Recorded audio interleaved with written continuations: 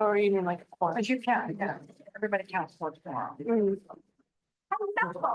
know, when I form. You do your SEI now. Yeah. Answer that. I knew somebody was gonna ask. Not paying $50 a day or whatever.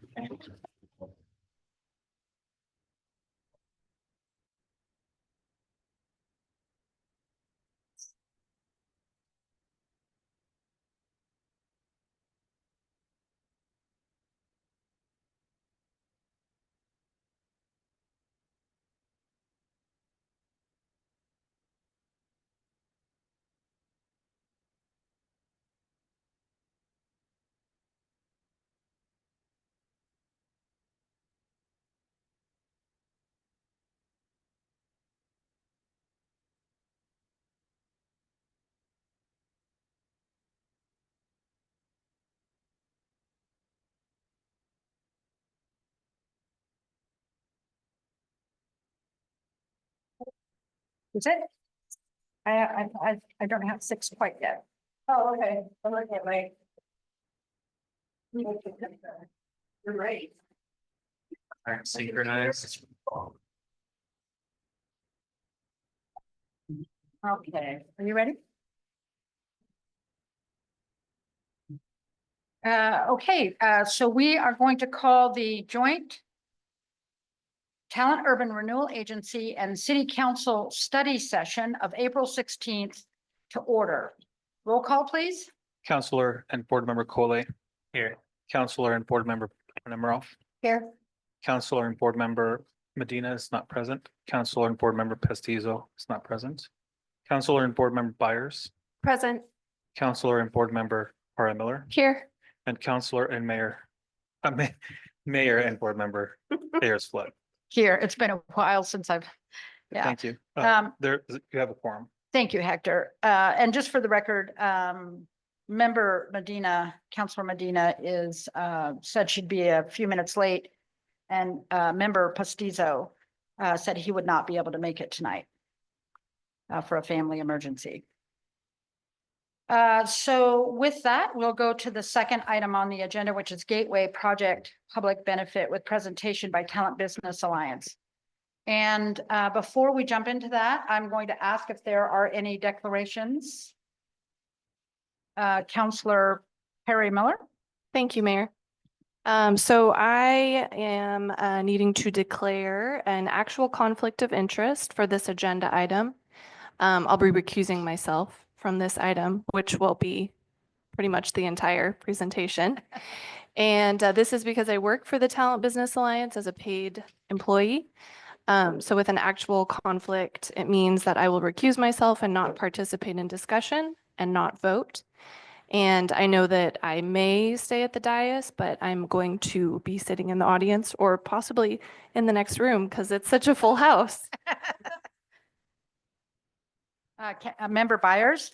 Yes, I also have a conflict of interest because I currently have a contract with the Talent Business Alliance as an independent contractor. So this means that I cannot participate in discussion, ask questions, or participate in a vote. I checked with the OGEC, the Oregon Ethics Commission, and I am not required to step off the dais. And I may or may not, depending on if we have quorum otherwise. I do want to just remind everybody that this is a study session and there won't be any decisions tonight. So that just is also another layer to add to this. I also will be declaring, recusing myself. If I were to act tonight, it would be an actual conflict of interest because I am an employee with Talent Business Alliance. It's interesting. I just want to add that the Ethics Commission is a little bit of a moving target in that they add to their rules and regulations on this on a regular basis. So I too reached out just for the most recent rules and regulation, and I got a very thorough explanation of conflicts and when to declare them and when the actual conflicts happen. And that would be if I stayed up here and I acted on this item, that's at the point that the conflict would be caused. So for that reason, I will be stepping down from the dais, even though I don't need to. I just am not, according to the rules, to act on this item. So I'll be recusing myself, but I'm bringing this up because I'd like to submit this, email that was sent in explanation of kind of the most recent rules. I also picked up a couple of extra copies of it, for my colleagues in case they want, the most recent, interpretations. I found it, after all these years, there's even new stuff now. And I'm going to submit a copy to the city recorder, and asking for it to be reflected in the minutes. Okay, so at this time, I'm going to hand the gavel over to Member Byers. Mayor, to that point, I also followed up with the Ethics Commission on this point and asking if it was any sort of conflict for me to chair just the order of business through this study session. And I was told it was not, as long as I did not comment on any information that was shared today or ask any questions or contribute to the discussion. Very good. I would add that all of those thoughts are reflected in this email Yes. from the Oregon Government Ethics Commission, from the Compliance and Enforcement Coordinator. So I'm going to go ahead and submit this too. And over to you.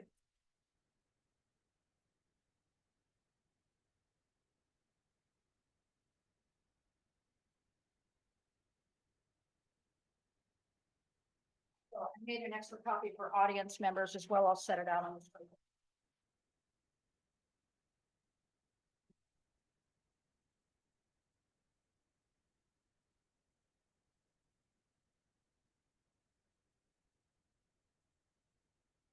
Are we ready to proceed?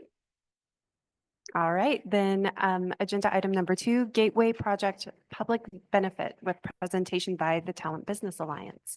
Please state your name and city for the record. My name is Anna Zegstrom and I live in Calland, Oregon. Can we begin? If Sure. I may set it up a little bit, thank you, Councilor Byers and members of the council. I just want to make sure that Matt Brinkley is also here and available if you all have questions about earlier discussions about the gateway that may relate to your discussion about the presentation. I just wanted to contribute that despite, regardless, the many interrelations in a small town between the council and Talent Business Alliance, it seemed to me obvious that the sort of leading business organization wanting to address the council and the board was appropriate and a worthy thing. So that's my decision to put this item on the agenda at TVA's request. And I would simply add that as I was thinking through these issues, more and more it became very clear to me that if it is a clear desire of the council and the board, that this is the priority public benefit that you all want to see out of this project. It'd be very helpful for us to know that up front. We may structure the RFP or RFI differently. We may offer the land differently. And we certainly wouldn't want to, and I think that the worst outcome could be at the end of the day to get to a spot where you all weren't getting what you wanted out of this project. And we had built a process that led you there. So with that, Anna, thanks for being here. Okay. My name is Anna Zegstrom and I'm a longtime resident and business owner here in Talent. I owned AZ Catering and event planning for 16 years, which specialized in large-scale catering projects and event coordination for nonprofits like the Ashland Independent Film Festival, the Oregon Cheese Festival, the JPR Wine Tasting, etc. I currently own Sweet Beach Station there in the Depot Building, a thriving breakfast, lunch, brunch restaurant here in Talent. We just celebrated our 8-year anniversary. I'm also on the board of the Talent Business Alliance, and I'm here today in that capacity to introduce our newest incubator project idea called the Gateway Hub. Next slide. The Talent Business Alliance, or TBA's mission in part is to support local businesses at every stage of development to create social and economic opportunities that expand the vitality of the community of talent. We've been working on this mission in a variety of ways, from providing workshops, peer-to-peer networking, technical support with websites and marketing, as well as long-range planning to increase foot traffic for talent businesses. Next slide. Tonight, we have two different goals in presenting to you. First, we want to advocate for public benefit for any commercial development at the Gateway site. And our second goal is to share our project concept to be considered for that space. Next slide. Our first goal, TBA advocates that Tura broadly explores the Gateway project's commercial space to include a public benefit use, which should incorporate nonprofit investment and prevent gentrification. Next slide. Public benefit in a commercial context has broad impact. Commercial spaces that consider public benefit aim to improve the quality of life for the community or a significant portion of it. It's beneficial. It provides advantages or positive effects to the general public, and it is beyond private gain. It addresses societal needs or promotes shared values of the community rather than solely focusing on profit or private gain. Some examples of this could include affordable commercial space for micro enterprises, low barrier training facilities and incubator spaces, and community-centric gathering areas. Next slide. Since its inception, the intent of the Gateway space here in Talent has always included a mix of residential and commercial space, and the community-led vision for it has always included public benefit. Next slide. When considering public benefit, there are many advantages of partnering with a public-private partnership with a nonprofit organization. Most importantly, this includes additional project funding. Nonprofits have access to non-traditional funds through its public benefits programs. They can help bridge funding gaps and help administer project services and expand project reach and impact. Nonprofits build long-term sustainable programs and services by leveraging the resources and expertise of multiple partners. It is our belief that public benefit contributes to a more vibrant and inclusive community. Next slide. Our second goal this evening is to share our vision for the Gateway commercial space. Essentially, we're trying to create a customer-facing marketplace with a business incubator hub. Next slide. The name of our project is the Gateway Hub, and our intent is for it to provide a customer-facing venue where entrepreneurs can sell their goods and receive wraparound business incubation services. We'll also focus on food service trades at every stage of their evolution through development of a shared commissary kitchen and a culinary education center. Next slide. There are four main components to the Gateway Hub. We'll dive a little deeper into these in a few more slides, but briefly, we are interested in establishing Upstart Talent. This is our business incubation center, where we can offer wraparound business services tailored to our clients' individual needs. We will also have education programs and co-working space for entrepreneurs. Valley View Market. This will be our customer-facing indoor and outdoor market, offering a retail pipeline and community gathering space. Launch Lab. It's a shared kitchen facility with multiple and different sized rentable commissary kitchens. And Seasoned Learning, our culinary education center. Next slide. The Gateway Hub can be broken down broadly into physical spaces and services. For physical spaces, Valley View Market will be our primary focus, as it's not only a retail pipeline for entrepreneurs, it's also customer facing and will be enjoyed by Rogue Valley locals, talent residents, and tourists alike. The Launch Lab will take up the most square footage, but will also have the biggest community impact with the additional services we'll offer through Upstart Talent and Seasoned Learning. Seasoned Learning and Upstart Talent are the cornerstones at the Hub. These services will be crucial components in furthering our impact and engaging our greater community. Next slide. First and foremost, Upstart Talent is how we will help small businesses thrive. We will be open to all businesses at every stage of development and offer a variety of business services and education programs. As I know from personal experience, building a successful food business is no easy feat, especially in today's highly competitive market. For many of us, the journey from concept to market is filled with challenges. Navigating regulations, developing products, securing funding, and finding sales channels. This is where our business incubation program comes in, offering critical support to help entrepreneurs overcome these hurdles and accelerate their path to success. Our top goal is to prioritize the acceleration of local business success. Next slide. So what is a business incubator? It's an organization that supports the development and growth of new and emerging businesses by offering a supportive environment and resources that might otherwise be difficult or expensive for startups to access. In food service specifically, incubation programs can serve as the backbone of food entrepreneurship, offering a wide range of services from business planning and product development to marketing, networking, and financial guidance. While Upstart Talent will certainly focus on food service businesses, we do want to reiterate that we will be open to all businesses at every stage of development. The bottom line, boosting the success of local businesses and food service careers specifically can increase jobs, support local farms, and create a more vibrant food system and community in our area. Next slide. The first physical space that I'd like to share with you will be our Valley View Market area. This will consist of both an indoor and outdoor customer-facing market experience that will also act as a retail pipeline for participants of Upstart Talent and Launch Lab, as well as residents of the greater Rogue Valley area. Our indoor market will be a retail space for locally made food and non-edible items. Only Rogue Valley made items will be for sale in this space. There will be retail refrigerators and freezers, as well as dry shelves for food items to be sold from. Priority access will be given to Launch Lab users, but our goal will be to fill the shelves with a multitude of items produced in our valley. There would be space to have CSA or community supported agriculture pickups as well. This indoor market would also host a small cafe inside with dedicated indoor seating. This area would provide small bites and baked goods prepared by Launch Lab users, as well as beverage options. This area greatly supports our outdoor market area, which I'll go over in the next slide. We're also working with Travel Southern Oregon to collaborate on an interactive visitor kiosk spot where people can learn about the multitude of things to do here in our area, thus ensuring that the Valley View Market becomes a tourist destination as well. So imagine a scenario where you're coming home from work to stop and pick up that prepared meal subscription the local caterer made, and you might as well grab a bottle of wine as well. Or you're stopping by on a bike ride off of the Greenway to grab that picnic pack you ordered and you rest for a few minutes with a delicious cup of coffee and pastry as well.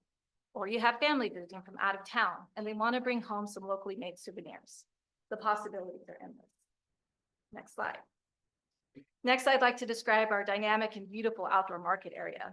We want to host 2 dedicated and rotating food carts with access to electrical and water. Priority will be again given to Launch Lab users for using the space as their commissary kitchen. This area would have dedicated outdoor seating with customers being able to sit indoors or outdoors to enjoy their meals, while our indoor cafe supports these food carts with beverage sales. Our biggest hope is to work with partners to host a seasonal and consistent farmers makers market down West Valley View Promenade. Markets like these directly support local economies, providing access to fresh, healthy food and fostering community connections by connecting consumers directly with producers, promoting sustainable agriculture and revitalizing local areas. That said, farmers markets and shared kitchens are natural partners.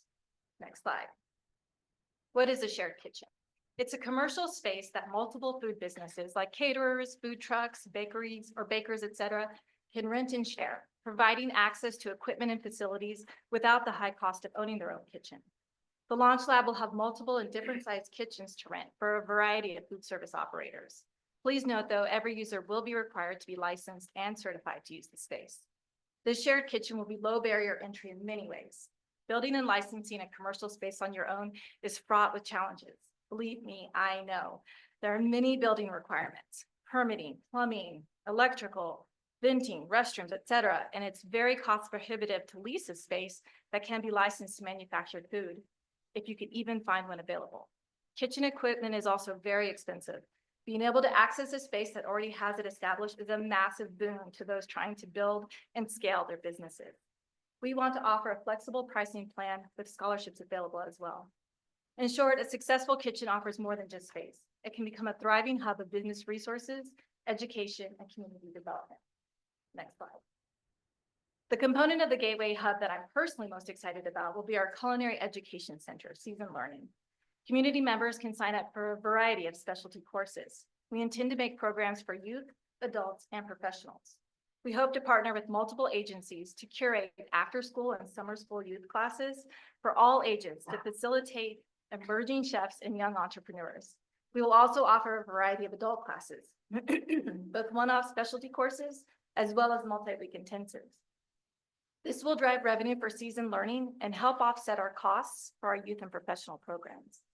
Our professional programs will be as varied as our client-based demands, but some examples might be ServSafe or OLCC certifications, as well as trade courses such as knife skills, server skills, bartending, barista skills, etc. This will be a place where our community can learn these new skills, gather with their neighbors, and create something truly delicious. Next slide. So why does our community need this? The City of Talent's own comprehensive plan, section 4.3A, element E, recommends business incubator space.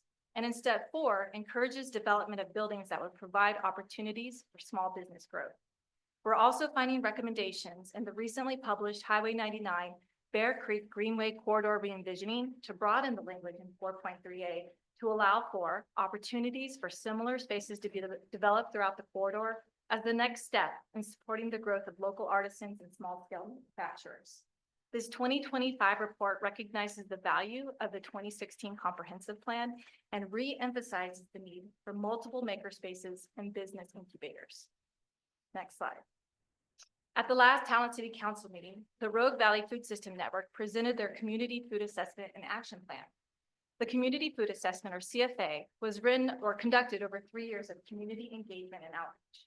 The end result is a dynamic and comprehensive report based on surveys, focus groups, and secondary data, where they were able to thoroughly dissect the state of the food system in Jackson and Josephine counties. The Rogue Valley CFA and Action Plan go hand in hand. The assessment is the why, and the plan is the how.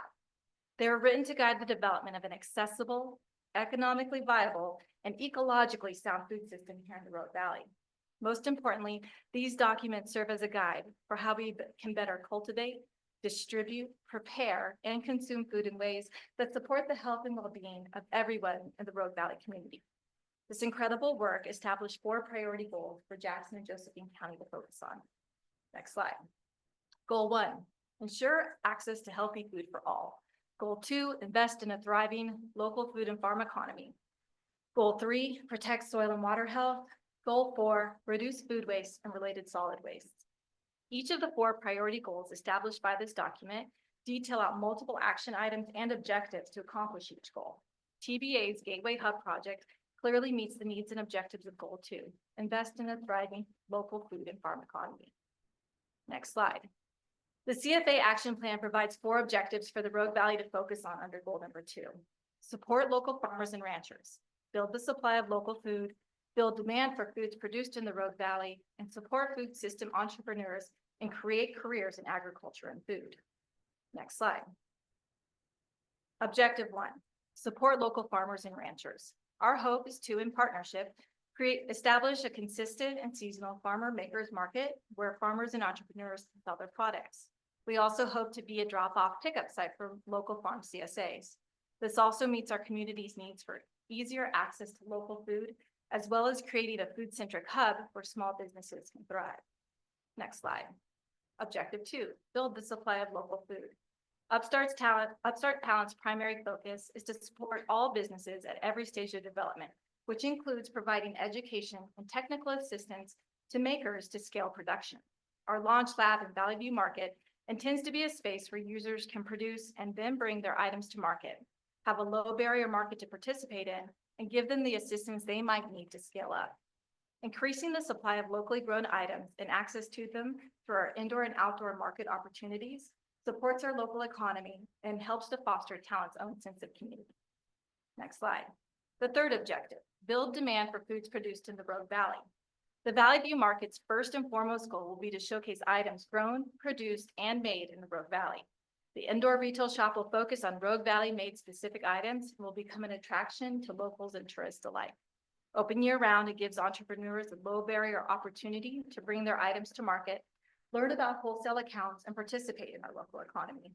The outdoor and seasonal farmer makers market is the next step for producers who are ready to sell their items in person. Having the farmers and the makers working next to each other will foster symbiotic connections with delicious end results. Next slide. And the fourth objective, support food system entrepreneurs and create careers in agriculture and food. This is one of the Gateway Hub's main goals in a nutshell. We will develop workforce training programs in food manufacturing and culinary arts and create a space where food system operators can gain low barrier entry to both produce and sell their products. Next slide. Urban renewal agencies are known to cause gentrification. To prevent this, TBA encourages Tura to continue to focus public investments on community-led development, prioritization of affordable housing, implementation of policies that protect existing residents and businesses, all while also promoting equitable economic opportunities. We all want the same thing. Our goal is to create a beautiful space that uplifts our entire community while supporting the people who live and work here. Next slide. So why this project at the Gateway? We have so many reasons. Our entire community will benefit from it. We'll have broad impact, and every component of this venture will add value to our downtown area. It has massive public benefit by promoting the City of Talent's own values of providing opportunity for small business growth. It is walkable and bikeable and will help promote social interaction, reduce environmental impact, and boost our local economy as it becomes a community gathering space. And finally, it is low barrier for users to access business support. Next slide. We have so much exciting work to do next. We're committed to doing ongoing public outreach, information gathering, and partner collaboration. We are hosting a large community forum on May 13th to hear what the community thinks of this idea. So much of our work will depend on what the residents and business owners of Talent say they want, and we'll know much more once we have these conversations. A feasibility study is also a clear next goal, and we hope to have that started in June. Next slide. To reiterate our goals for this evening, we wanted to advocate that Tura broadly explores the Gateway Project's commercial space to include a public benefit use, which should incorporate nonprofit investment and prevent gentrification. And we wanted to share our idea and vision of what we hope you'll consider for this commercial space. But what are we asking of you tonight? TBA is advocating for reasonably proportionate commercial space at the Gateway to include public benefit. We are asking for language to that effect to be adopted in regular session. Last slide. I've devoted my career to building successful businesses, and I want to help others do the same. What TBA wants is to help our neighbors create generational wealth, and we want those dollars to stay here in our community. Thank you for your time and attention this evening. We hope you'll consider this project for development in the commercial space at the Gateway.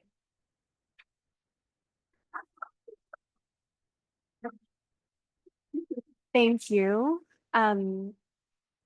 Questions? Counselor Panama. Thanks. More of a comment. I remember when AARP, who the city has a partnership as a livable community, provided us with a small grant to have a consultant explore this idea. And Anna, I remember you standing up in front of that room full of people and describing this idea, which was in its infancy at that time. And the whole room was just, the excitement was just, oh my gosh. I mean, people's mouths were watering. Maybe just mine. Anyway. But yeah, I think that I've seen this idea develop so beautifully over the last year. I just want to say my hat's off to you. I think this checks so many boxes for me and what we've envisioned all along. So I just wanted to say thank you for putting in the work on this. It's very exciting. Thank you. I have a couple questions. Counselor Medina. Okay, sorry. So I love the idea of the shared kitchen. I really believe that's gonna cut off barriers for a lot of people. One thing you mentioned is to use a shared kitchen, you need licensing and all that, which makes sense. Would you guys be able to help someone who doesn't know about that process, walk them through that so they can use the shared kitchen? Well, absolutely. And that's part of the incubation services, which is so cool Yeah. of Upstart Town. So they all weave into each other, but that is a major part of the programming that we would develop. Some people have done it before and they know the process. A lot of people haven't. So that would absolutely be a part of it. Okay. Another question? Go ahead. So you mentioned Rogue Valley made items. I love that, keeping things local. My question is, do you guys have a plan? I don't know if it's set or plan developing that, so that way you can ensure that the Rogue Valley items kind of reflect all of the wonderful diversity we have in our community? There's no specific plan for that yet, as these are all in the idea phase, and a lot of the answers to many questions will come once we do our feasibility study. Okay. But that makes total sense, and it would be a natural path for us to take as well. Thank you. Counselor Coley. Yeah, thank you for the wonderful presentation. That was really a lot of good information. It's very exciting to think about different ways that this project can help the community going forward. Again, I understand you're in like the initial phases of thinking about how this will work, but under the, I can't remember the name of it, but the culinary education portion of it, I would hope that the school district is partnered with I know they have a culinary education program already, but having another facility would Oh, be absolutely. beneficial to Yeah, them. there, I mean, the sky's the limit with that, and that's really exciting. That one line in there about emerging chefs and young entrepreneurs, I'm like, that's it. You know, if you build it, they will come, and these little kids who get to try and make something for the first time, that will be with them the rest of their lives. And so 100% yes, with the school system, with the Boys and Girls Club, with any organizations that want to partner. Counselor Penamara. Yeah, this kind of, the excitement around this kind of reminds me of when Talent Maker City was just an idea and started getting more and more momentum and turned into a fabulous success story. I'm wondering how this, and I gotta say, I love the food so much. I was gonna say, I don't know if it's like a food Disneyland or a food university, but it's just like everybody loves food and it's gotta be local, right? So I'm wondering how this would, either complement or align with Talent Maker City and, other things in talent, what we're trying for. Well, part of the alignment is that, especially with the Seasoned Learning, the Culinary Education Center, it's that same similar idea of community members getting to learn something and try it out with their own hands and then take that home and develop it. But this is much more focused on the business sector, with it being with the Talent Business Alliance and helping small businesses flourish and grow. And so I know that there is an element of that within the Talent Maker City mission, but that is not their main mission, whereas this is ours, is to help small businesses grow and thrive. So with the Upstart Talent, say, somebody comes in with a brand new idea, and they've never launched a business before, they're just good at cooking. So, okay, let's sit down, let's talk it through. So that's the difference, is that this is an actual business idea where people want to create some wealth and take it to the next level. Can I follow up? Because what you described there sounds like, multiple people coming in with, similar skills or complementary skills. They could maybe forge alliances there and go into business together or Oh, something like 100%, that. the I connection. mean, yeah, and I just wanted to say, I think you really nailed it as far as, like one of the things Talent Maker City brings besides education and, all the fun stuff it does is just that sense of community, just being part of like a hub. Yeah. So yeah, I can see this plus food. So, yeah. Counselor Coley. Yeah, I think you probably have a unique perspective on this, being a small business owner in town and then talking about potential different venture, but have you thought about ways that this would benefit existing businesses and talent and not potentially harm them? Yes, the short answer is absolutely yes. I am of the opinion that when there are more small businesses, or like I own a restaurant, right? So that's my whole shtick is food.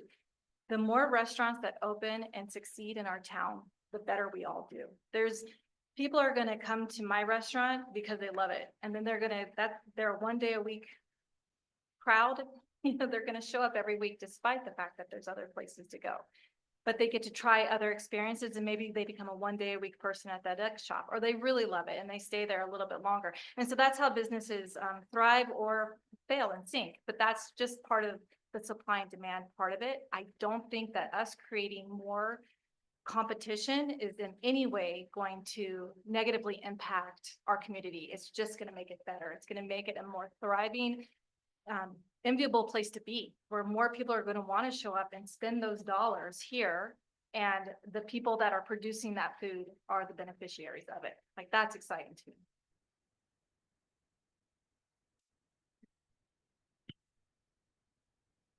Any other questions? Alex? Thanks. On it, would you repeat the phrase where, you're suggesting a return to the council in a regular session to request a reasonably proportionate? I just want to make sure that I understood. That was slide that. if we're able to go back to it, but we're advocating for a reasonably proportionate commercial space at the gateway to include public benefit. And we're asking for language to that effect to be adopted in regular session. Would you say a little bit more? I don't know if you have a clear idea, but what is the reasonably proportionate Well, I phrase am trying to convey? just learning how to speak this language that you guys Sure, speak so sure. fluently. And so I would have to defer that answer to somebody else who on our team. Okay. I'm able to speak. That's great. I'm sure there'll be plenty of time to discuss. Counselor Collet? Have you all thought about a potential like square footage of what all the things you talked about would need, or is that further down the road? It is definitely further down the road, but of course, it is a large project and we can envision it down Valley View Road. I mean, like to take, but that also depends on so much on what you guys decide, what the community tells us that they want, what the feasibility study and it comes to in the end, because we've got great ideas, but we need to know that it will be supported in this town. And so that's a super duper high priority and we know will really lead to answer that question for you. And then my other question is, all of this idea, what is TBA's potential, like is TBA hoping to be the nonprofit that runs this? Would they hope to give this idea to somebody else and they would do it? TBA is hoping to run this project at this time. As the nonprofit entity partnership, working with the city of Tallahassee. Counselor Penamara? Thanks. So, but would you be willing, is TBA at all interested in, and by the way, I used to be on the board of TBA. I'm not on the board of TBA anymore, so I don't know this. Interested in, working with other nonprofits, with compatible missions, Oh, on that sort absolutely. of thing? Okay. Yeah, and we're already working right now with the Rogue Valley Food System Network, which is a major component of our presentation and a very exciting opportunity to help so many people in the food service industry in general and within agriculture as well. We're also, I've got actually a list. We're working with Travel Southern Oregon, like I mentioned, to build that visitor kiosk, which would be really, really crucial. We introduced the concept of Business Oregon. We're engaging with many more as we continue our stakeholder outreach at this time. So if I can just follow up, so you're kind of, your role would be, TBA's role would be to kind of coordinate. Correct. A lot of nonprofits that would, and, TBA being like the talent-based, talent expert on talent business and At the talent top of that needs. umbrella, as the Yeah. spokes reach out to be like, okay, maybe the Boys and Girls Club, wouldn't that be amazing? Let's Yeah. bring you in and Yeah. here's how we can facilitate each other's projects. And then with Travel Southern Oregon, et cetera. Okay, great. And I'll just remind people that TBA is essentially our Chamber of Commerce. It's just rebranded. Yeah. Thank you. Any other questions? Alex? I think, one of my questions that I'd be interested in, learning more about in terms of the vision and the modularity of the different components makes a lot of sense to me. Some of them are incubator space and some of them aren't. When you talk about, businesses working with businesses at any stage, I think it'd be helpful to sort of spell out more explicitly what does that, which of those modules does that apply to? So for instance, I could imagine your commissary kitchen, right? Working with a business that is not really interested potentially even in the incubation component, right? They may be a fully mature business. They're just looking to rent commissary space, which seems like appropriate, but might be useful to just spell out a little bit. Well, in that sense, that would be what we would call an anchor business. And that would be a really financially crucial part of the whole longevity of the operation. So let's say Sweet Beat Station needed to rent commissary kitchen space, but they don't need the incubation services. They've got their whole business model already going. That would be a business at any stage of development that could be using that space. Or let's say this farmers makers market gets established, which is a huge goal. But there's so many already established, well-run small businesses that could come in and participate at that don't need the incubation services either. Or let's say like for the retail market, because we want only Rogue Valley made items, Joey's Hot Sauce is a great example. We would love to have those products on the shelves. It would be great to be able to pick them up locally, but he's not going to need all of the business incubation services as well. Does that help answer that question a little bit? Yeah, for sure. Counselor Coley? You mentioned the F word of funding. Do you have, not necessarily from like TBA's business operation side of how you all would run that part of it, but do you have an idea of how you would interface with the city or Tura or whoever ends up owning the space, or I don't know what mechanism that'll actually end up being, but you have an expectation there of an idea of how that'll work? We have things that we're discussing on the back end, but it is all open to what you guys decide and how you want to partner and what that feasibility study says. So to answer that question, it's a vague answer because it is open right now. It's an open-ended answer as well. Counselor Penamara? Yeah, so I'm just trying to also like picture the physical layout potentially. I know we don't know yet. But when you said just now, I wanted you just to revisit your remark before, did you say along 99 and Valley? Because we were talking about how it's impractical to put residential along 99. So do you see would that, something like that work? What you're envisioning? I think our vision right now, again, open to what you guys are going to allot toward the commercial space, but our vision that would work so great is along Valley View Road to connect with West Valley View Promenade, where the world's smallest park is, that area. So that is where we can have a direct connection, and that would be where the market would happen.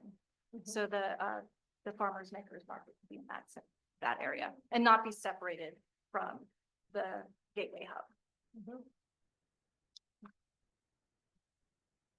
Alex? Yeah, so if I could address the board and council members a little bit. So I've been holding off on pulling the trigger on the commercial feasibility study that we've discussed.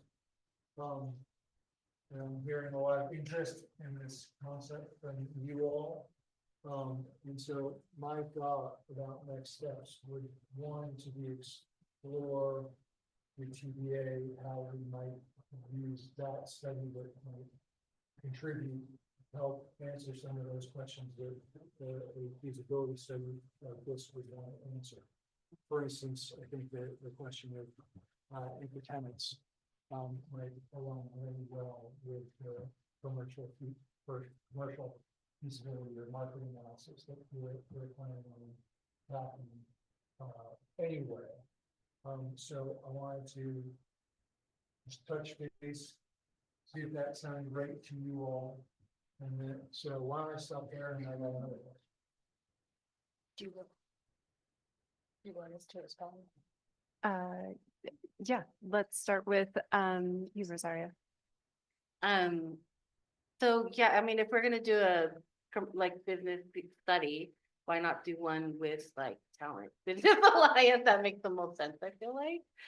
So yeah, and I like that model and building up our own. And so, yeah, that makes the most sense to me. Counselor Penamara? Yeah, I mean, I love this idea. I'd love the idea of Gateway Commercial being public benefit. I'd love it all to be public benefit, frankly, but could also have a for-profit brewery. I'm not against that either. But you know, I think this really fits the original vision and what the community has been asking for. So I'm all for public benefit, and this sounds like the ideal fit. Counselor Coley? I concur. And I guess my second question is both for you on and partly for the board and council. how long do you think, how much more work? When should we reengage this discussion? Is what I'm thinking about, you know. As soon as possible. I'm Well, ready.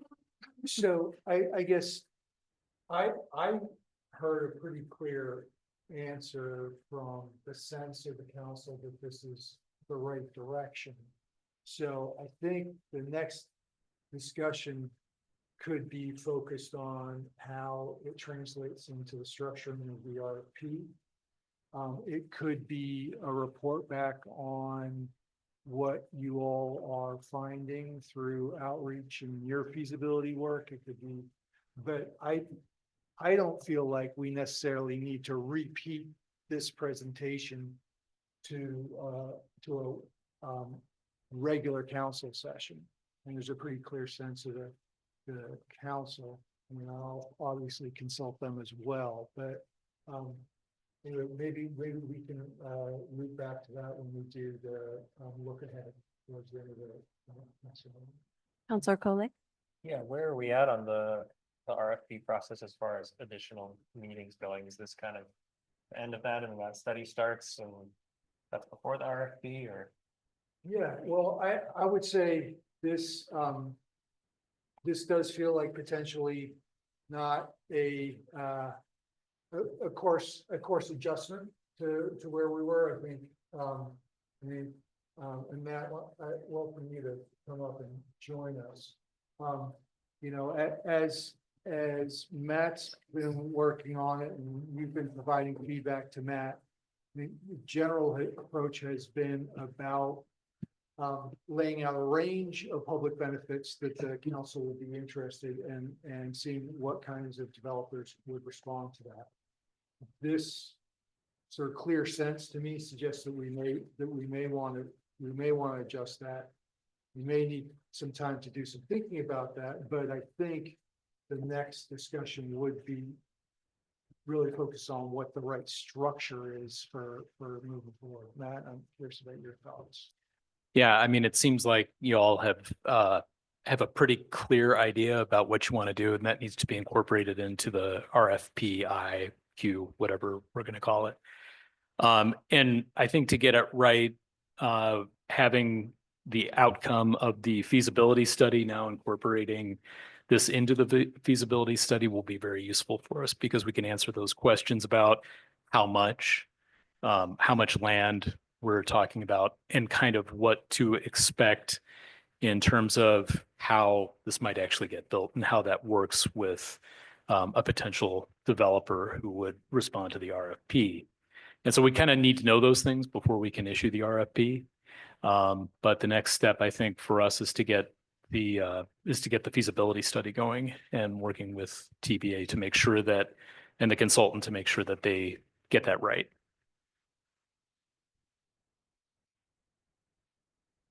Anything else? All right. Thank you, Anna, for your presentation. And thank you to the TBA for putting that together. And with that, I will adjourn our study session at 6:48 p.m. We will meet back in 5 minutes